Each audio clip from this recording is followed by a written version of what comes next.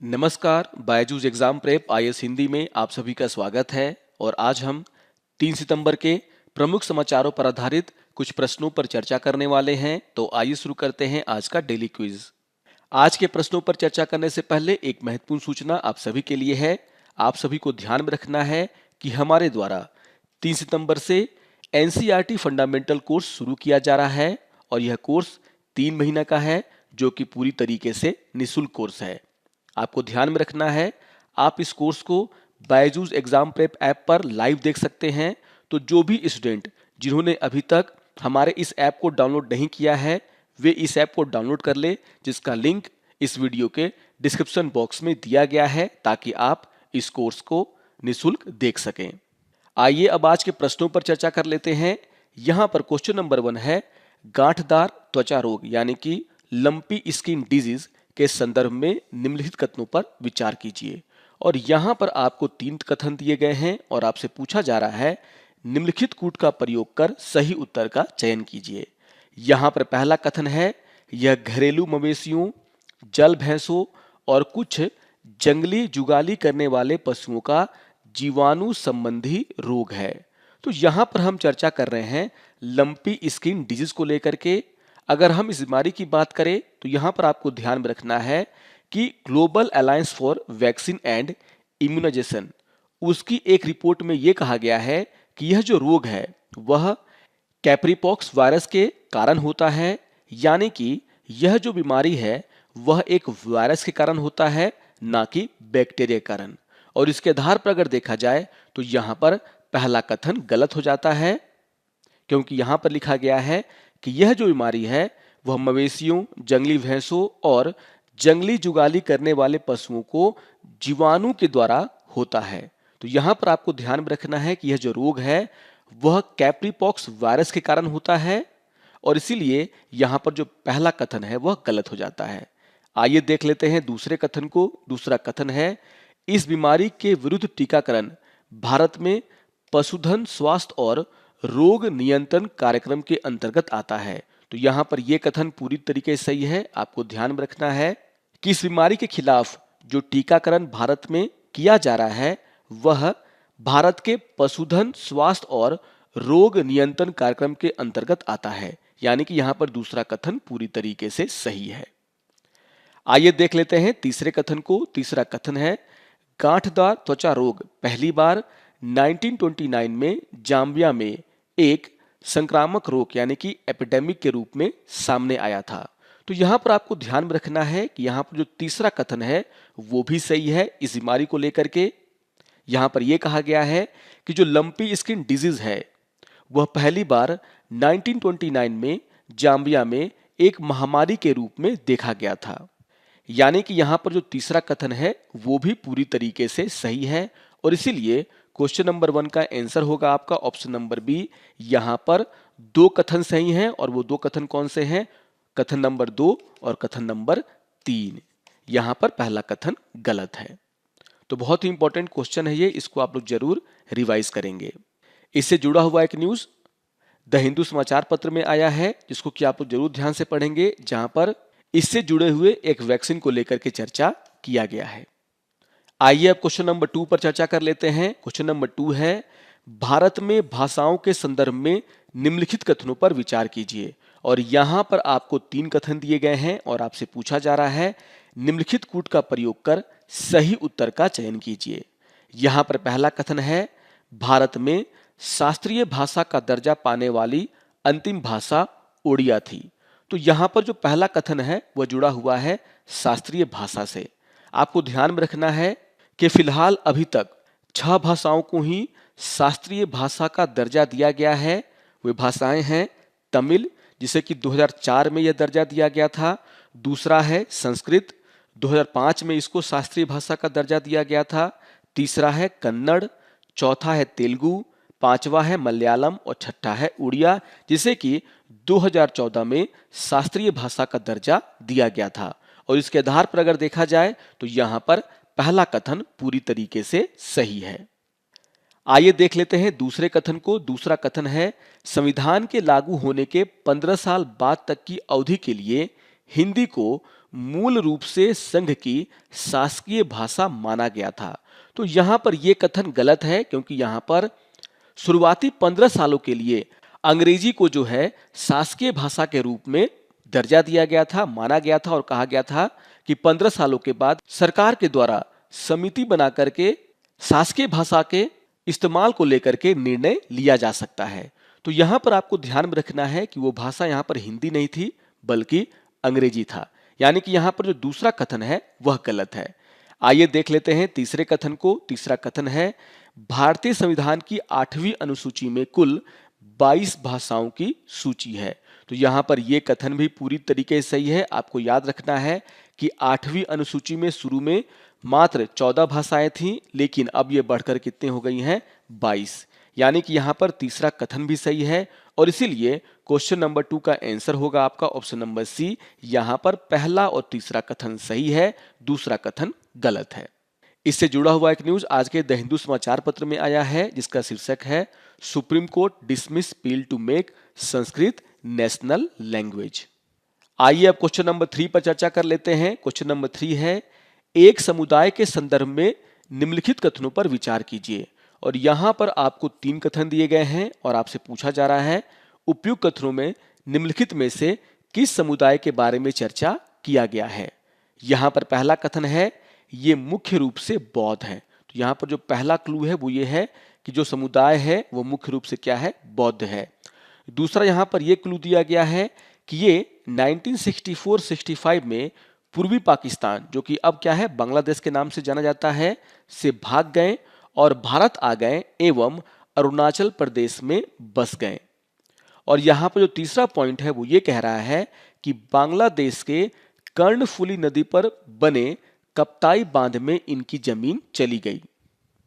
तो यहां पर जो 3 पॉइंट दिए गए हैं, अगर हम उसे देखते हैं तो आप सभी को ध्यान में रखना है कि यहां पर बात हो रही है चकमा और हाजुंग के बारे में, क्योंकि यही वो 2 समुदाय हैं जो कि पूर्वी पाकिस्तान, जो कि आपका बांग्लादेश है, उसके चटगांव पहाड़ी इलाकों के निवासी थे, जिन्हें वहां से एक तरीके से प्लानिंग करके बाहर कर दिया गया। सबसे पहले 1960 के दशक में जो कर्णफुली नदी थी वहां पर कप्ताई जल विद्युत बांध बनाया गया, जिसके कारण ये लोग अपने घरों से बेघर हो गए और वहां पर पाकिस्तान के द्वारा उन्हें ना तो कोई मुआवजा दिया गया, ना ही उनके पुनर्वास के लिए कोई योजना बनाई गई थी। इसीलिए वे जो है पूर्वी पाकिस्तान से भाग करके भारत में घुसे और यहां पर वो जो है अरुणाचल प्रदेश में आकर के बसे थे। पूर्वी पाकिस्तान में वे धार्मिक उत्पीड़न का भी शिकार हुए थे, जिसके कारण उन्होंने उस एरिया को छोड़ना ही उचित समझा।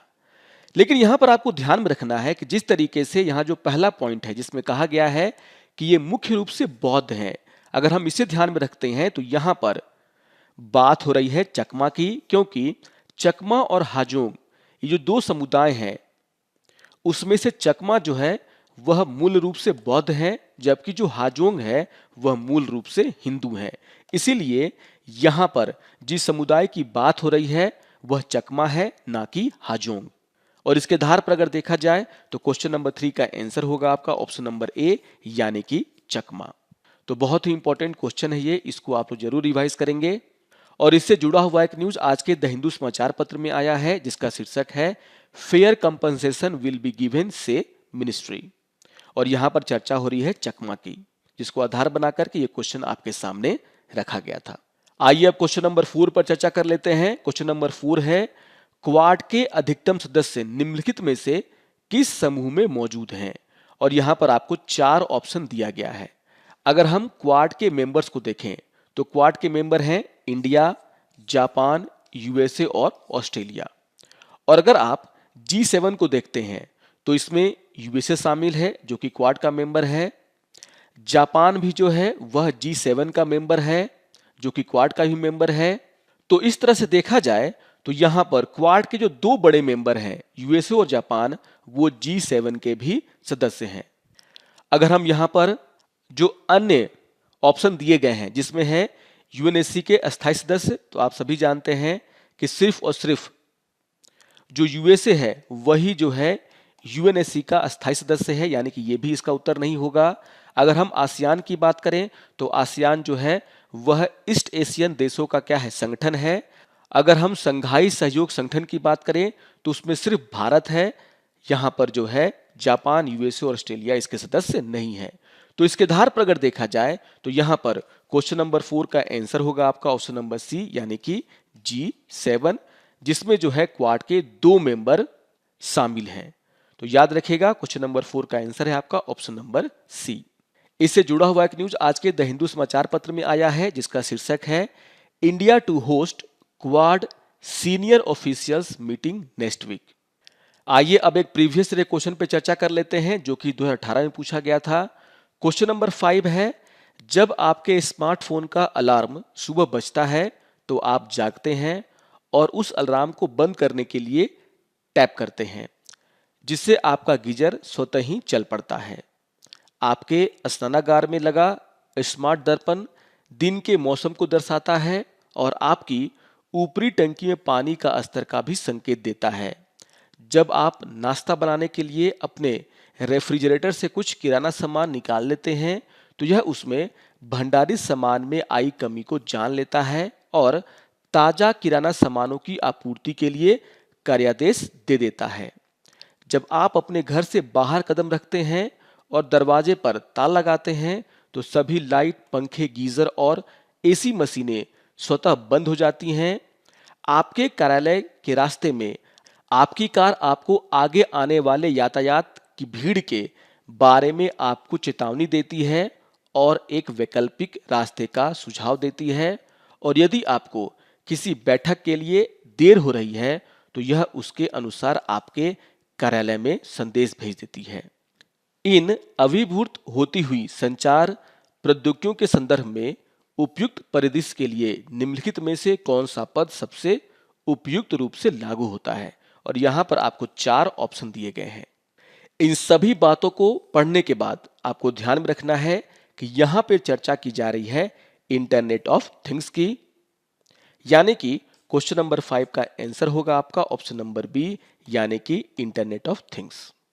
तो यहां पर इस फिगर में इस बात को समझाने का प्रयास किया गया कि आखिर इंटरनेट ऑफ थिंग्स क्या क्या काम आपके लिए करता है, जिसकी चर्चा जो है क्वेश्चन में किया गया है। आइए अब आज के तथ्य के ऊपर चर्चा कर लेते हैं, और आज का तथ्य है भारत में टीकाकरण। बहुत ही इंपॉर्टेंट टॉपिक है ये।